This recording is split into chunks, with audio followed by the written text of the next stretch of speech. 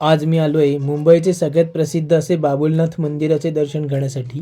या सुंदर अशा कमानीतून आत गेल्यावरती आपण आत जाणार आहोत आणि मंदिराचे दर्शन घेणार आहोत। सर्वप्रथम देवस्थानचंच एक ठिकाण आहे, तिथे आपल्याला फ्रीमध्ये चप्पल काढता येतात।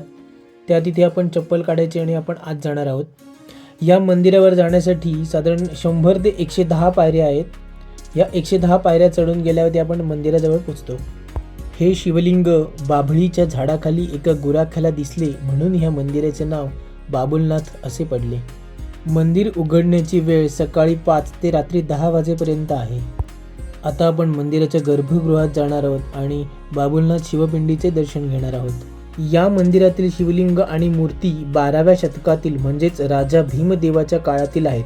18व्या शतकात येथे उत्खनन करण्यात आले आणि काळ्या दगडातील मारुती, शिवलिंग, गणपती व पार्वती इत्यादी मूर्ती सापडल्या। सभागृहाचे खांब हे सुंदर अशा नक्षीकामाने भरले आहेत। हे शिवमंदिर म्हणजेच मुंबईचा ऐतिहासिक वारसाच आहे। चर्नी रोड स्टेशन पासून साधारण 1.5 किलोमीटर अंतरावरती हे मंदिर आहे।